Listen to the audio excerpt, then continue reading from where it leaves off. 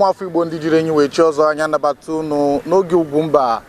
Amara m na ọtụtụ ndị mmadụ ga na-asị Ugwumba ọzọ kwakwa maka na ọ karịa na otu afọ na ụma ọtụtụ n'ime unu fulebara anyị na NTA Channel 10. Mana dịka ndị be anyị kwuru, ọ bụrụ na ọnwa egbughị ji eji chụọ aja maọbụ ji ọkọchị ọ ka ga-epu ome, ya mere na anyị na-achịtakwa n'ọzọ anyị buru na bata gidigbam n'ụdị na anyị abịakwa na imetụ unu mma dịka ọ na-adị na mbụ, dịka ndị niile mara anyị chi mara anyị na abịa ha na ihe ọbụla gbasara asụsụ Igbo, ihe ọbụla gbasara nkwalite na omenala Igbo, ihe ọbụla gbasara imelite nke anyị na-eme ọfụma ma kwuo ebe anyị na-adịghị emete ya, ebe anyị na-ekwu egbawa anyị mbụ n'Ugwumba. Opurobios Igwe Ejenga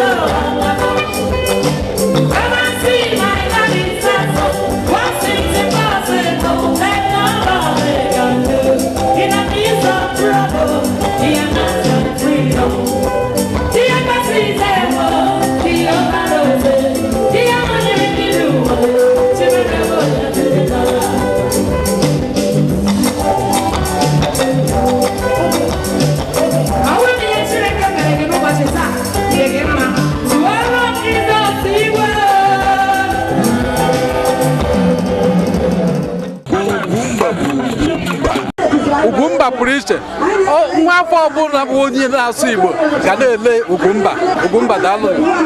Ọ dị mma anya gbara ya n'anya bụ egwu dịka unu ma anya bụ egwu o metụrụ m n'obi ka anyị gbarịa ya maka na ihe a bụ egwu na-akọwa bụ na mgbe ahụ ọ dịka olileanya gwụrụ agwụ ka Chineke na-eme ihe o ji bụrụ chi wee bụrụ na unu na-ahụkwa anyị n'ihe onyonyo a n'ụbọchị taata amara m na ọtụtụ ndị mmadụ na ọ na ha atọ ha dịka ihe nnu na-atọ nwa ewu wee na-asị biko onye ọbụla nọsara mma n'ụbọchị taata ihe anyị ga-eji bido bụ nke anyị kpọrọ ngili Igbo ị mara na abịa na obodo anyị bụ ana Igbo abịa na ana Igbo onye ọbụla na-asụzi oyibo nke bụ na ọ fịara ahụ inweta agadi nwaanyị ma ọ bụ ndị nne ma ọ bụ nna ma agadi nwoke na-ama ha asụ oyibo n'ụdị nke etu ọbụla ọ dị ọdọbiri ya maka otu nwoke sịrị na ogoro na ya ama ha asị ha na kacha na ya marago na ọya si gbapụ ọsọ n'ụbọchị taata enwere nke ọfụ anyị chọrọ ịdị na-ewebatara unu ya mere anyị ga-akpọbata ezigbote nna m ukwu bụ Maazị Rafụ Nwafọ ka o wetara unu nke anyị kpọrọ ngili Igbo ka anyị na ya nọrọ ya nọ.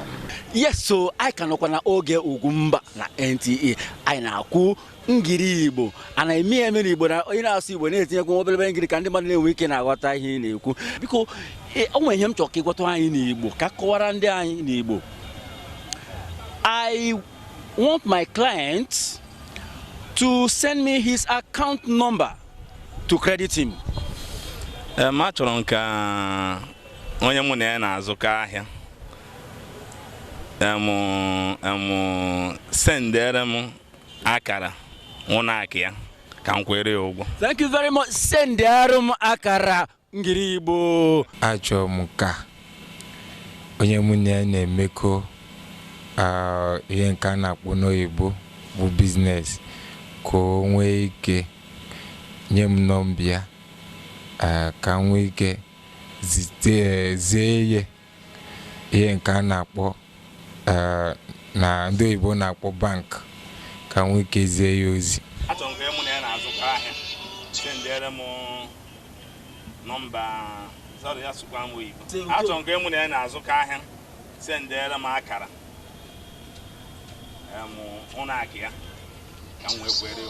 ngiri Igbo. On Christmas Day every year, most people enjoy themselves with rice and beans. N'oge erimere ekeresimesi tụtụ ndị mmadụ na-ekpori ndụ na-eji osikapa ekpori ndụ. Yes, so kwa Ugwumba na NTA anyị ka nọkwa na agba nke a na-akpọ ngiri Igbo. Kedu afa gị? Ugochukwu onye? Anọkute. Ugochukwu Anọkute. O nwere mma asụ n'English now ị ga-akọrọ anyị n'Igbo. There's so much go slow in Lagos that it takes ages for you to move from Oshodi to Mile 2. Ihe na-akọwata na go slow na-ebido from Mile 2 to Oshodi. Thank you very much. We're selling ngiri Igbo go slow na-ebido from Mile 2 to Oshodi.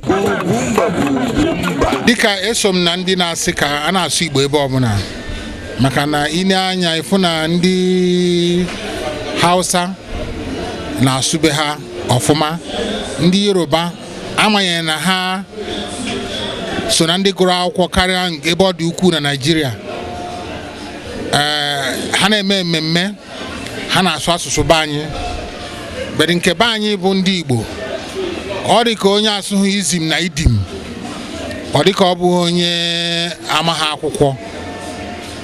Ọ na-atọ m obi ụtọ na ndị be anyị afụ na mkpa ọ dị ka a na-asụ Igbo oge ọbụla orukwa n'ebe a na-asụ oyibo anyị egosikwa na anyị so wee je. Ọdụ maka na-epromote Ugwumba edobe anyị ka o wee na-asụ ezigbo Igbo ka anyị ọ dụghọ maka asụsụ nke anyị na ọ dụkwa maka onye ọbụla ka a na-asụ Igbo a ga na-asụkwa oyibo mana a ga na-asụ Igbo.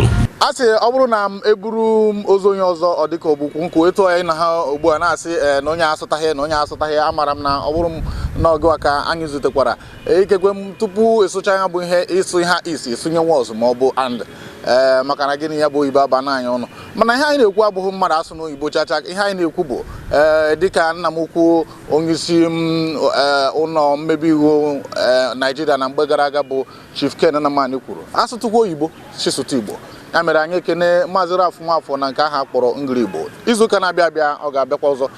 Biko ịma na-abịa n'ala Igbo enwere ebe ọ bụ ga-abụ ịga ndị be anyị kpatara ego ọtụtụ ndị mmadụ kpatara ego mana enwere ihe ha ji egosi na ha kpatara ego ụfọdụ bụ ịkpọchi ndị be ha ụfọdụ bụ ndị eke one ha kpọbata ụfọdụ bụ ime ịzụ ana ndị be ha ụfọdụ ihe eji egosi ego ka nkụ ụfọdụ na-eme n'ezigbo omume ụfọdụ na-eme na ajọ omume mana ihe anyị na-ekwu n'ụbọchị taata bụ na ọ dị otu obodo anyị gara na Anambra steeti ka ọ dị ya bụ obodo kajara akaja ọ bụ eziokwu na ha pere mpe mana ha na-emesi ihe ike ebe m na-ekwu bụ Ọsụmenyi enwere ihe ha ji eme ọgaranya enwere ihe ha ji eme odogwu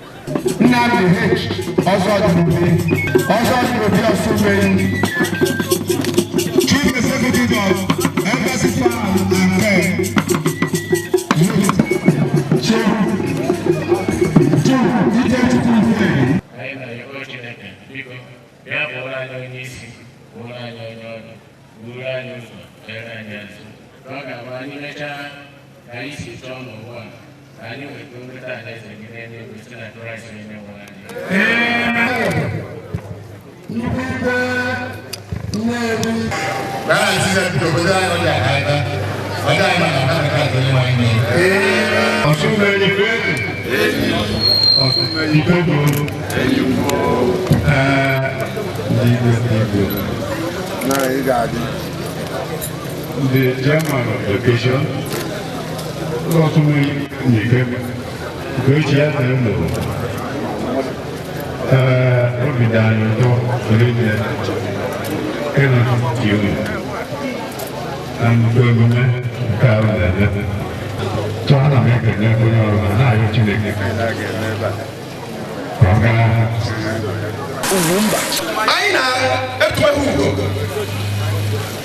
Makoro maharu no so Ọsụmenyi ugo na tu atata je bekwa obunde moto ugo de tu ana gba mbo si mbo ike ni to kwa ni aka surprise go mo with many blessings oh embarrassing go no with many blessings oh surprise go waya with many blessings onye mere nka ya mara ekele asim no with many blessings. Oh, surprising, many blessings. Oh, embarrassing, many blessings. Oh, na mere narekelo. Na me surprising, with many favors. Many blessings.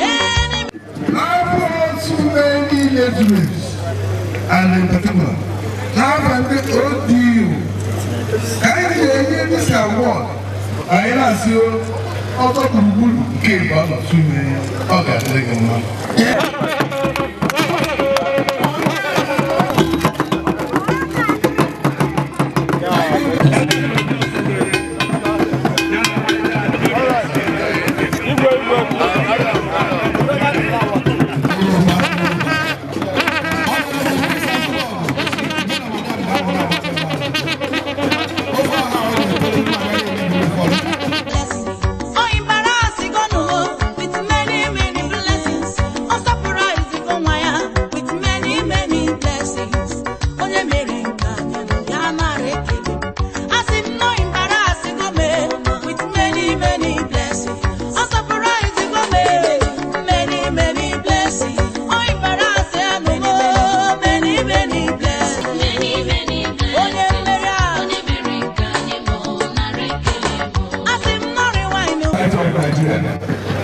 He's presently the president of the Association of Pharmaceutical Importers of Nigeria.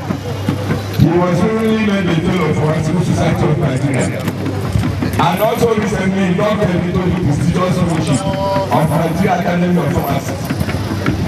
He has contributed a lot to the development of Ọsụmenyi.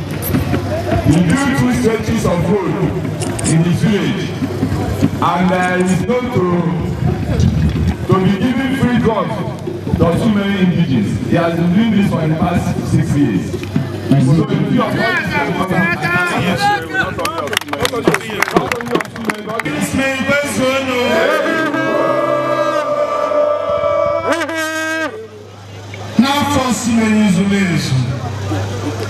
ụmụnne ha ndị mba na-ese na Nnewi South, Nnewi North na-ekwusigo Federal Constituency na Anambra State. Abụ m n'iru unu na-enye nwanne m nwoke bụ Famsa Nnamdi Obi award n'afa ODU as a diamond son of Osunemi.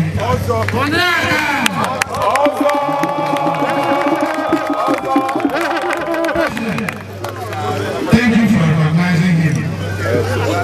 There's a saying that says, the reward for hard work is, thank you, more work. Face.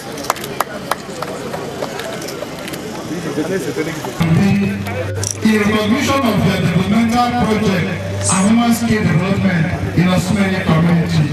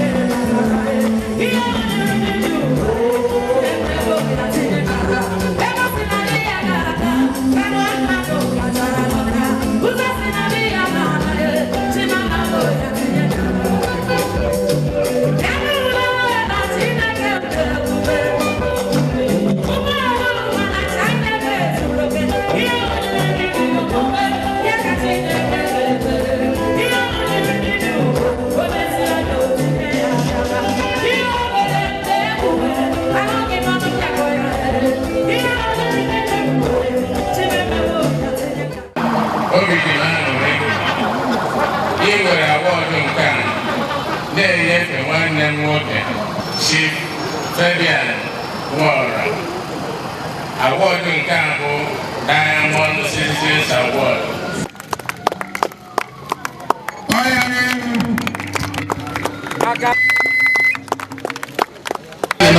Okay, no, so many things have done so many individual efforts that you make in so now you have no it me amani ụmụaka na-arụ ọrụ na-abụ ha pụọ gbata akụ ewelata ya n'ụlọ onye ka a na-akọwa edosere ha ebe a ihe arụ ka a na-akọwasị onye ọbụla ka ndị ọzọ sokwa ha na-eme ihe na onwe ndị ọzọ gbukwara ebu ha kpata akụ ha na-eje developụ obodo ọzọ ha bulata ya n'obodo nna ha ka anyị wee mara ihe na-eme.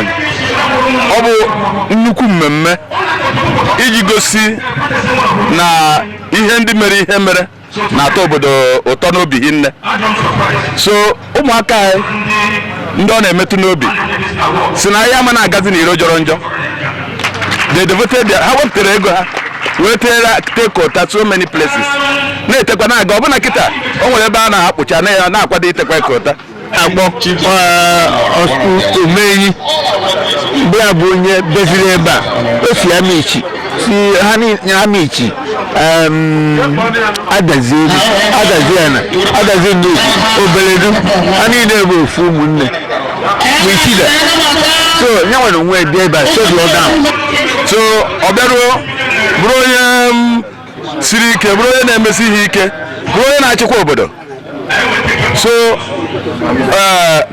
ọnọdụ ka ọnyanwa wepụtara megara ichi ọzọ n'obodo anyị obodo wee fịa n'anya hinne ụmụ ya na ndị ọzọ wee lejuo anya si oke na afa ha ga-abụrụ otu umenyi I think o gburu enyi wee chi ọzọ o gburu enyi yes ga-eji esizi osu umenyi page onwe anụ a na-akpọ enyi ogburu ha mgbe ahụ were chi ọzọ eweze na-akpa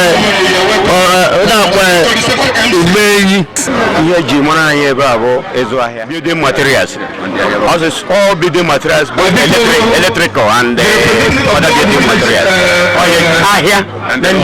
ahịa niile road building materials since 13 years ago anyị na-enwe ihe ndị Igbo na-akpọ free medical health check for ndị be anyị emesịa eje akpọta ndị doctors, ndị pharmacists, ndị nurses, ndị optometrists emesịa eje more operation na oji maka ndị nwere problem under Ezenwa Obi Virginia Obi Foundation. Anyị na-emekwu na Lagos maka anyị ma na breast and cervical cancer na-egbu ụmụ nwaanyị nnukwu. So anyị na ndị Nigerian Medical Association Women Lagos State Chapter of the Women Wing na-emekọ ịdị sure na onye ọbụla bụ nwaanyị ọsụrụ enyi na-enyere ya ahụ ọfụma. Nkwado a na-enweta n'ime ihe dum abụọ na nwunye m bụ Barrister Mrs. Ifeoma Obi, may her soul rest in peace, bụ onye na-enye m nkwado na ime ụdị ihe ahụ maka na nwoke chọọ ime ihe nwaanyị si a na-ekwe ọ dị ka ige ya ntị. Nwanne m nwoke kwa bụ Chukwudi Obi so enyekwa nnukwu nkwado maka ọ mụ na ya na-abụ na kọmpanị a na-agba Embassy Pharmaceuticals na ụmụnne m ndị ọzọ. Ọ dị mma, unu afụgonu etunye bụ ihe si aga Osumenyi bụ obodo kara aka maka na irute ebe ahụ ọ bụghịzi mgbe ọ na-abụ onye nweta ego ojiri na-emegide nwanne ya. Ihe a na-emezi bụ ịkwa ụzọ rụọ nta rụọ imo dịka anyị mara na ụzọ dị n'obi nke Osumenyi bụ onye isi ụlọ ọrụ Embassy Pharmaceutical. O tenarị ndị na-eme n'Ugwumba mara na anyị na-eso agagharị mgbe ahụ ọ na-enye ndị mmadụ ọgwụ n'efu ịma na etu ọ dị nde kwuru nde naira ọ na-efu mgbe ahụ ọ gaa n'obodo Osumenyi osi onye ọbụla ahụ na-adịghị nke ọbụla na-enye nsogbu bịawa ma ọrịa anya ọ na-egbu nke ọbụla omekwuo na Lagos wee na-ajaghị ike. Biko ndị odiyo na-ata na mụta, biko izu na-abịa abịa anyị ga-agakwa n'ihu iwepụta ya maka na ihe mere n'ụbọchị ahụ ka nkụ. Biko ka anyị gaa n'ihu maka na atụnye ebe a ọ wụrụ ya bụ na ọ na-aga Opurobios Igwe Ejenga.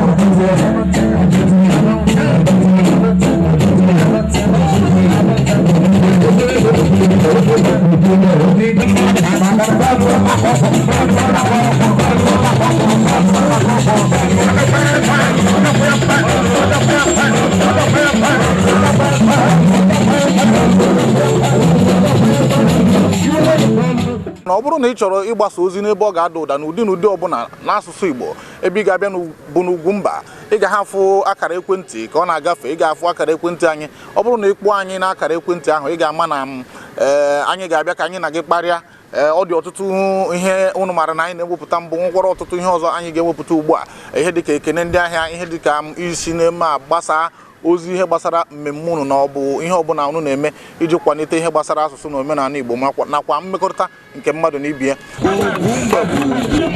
Enwe were ohere a na-erota na ọnwa na-abịa abịa ndị onye ọbụla bụ onye Ihiala bi na Lagos a nakwa ndị ihe Ihiala na-amasị, biko unu ga-abịarube na mmemme ahụ ha ga-eme. Ọ bụrụ na ọ ruo n'izu ụka ga-abịa abịa, aga m abịa ịkọpụtara unu n'ụdị pụrụ iche. Ndị Ihiala na-eme mmemme pụrụ iche ha ga-eji wee kwalite asụsụ na omenala Igbo, mmemme iri ji.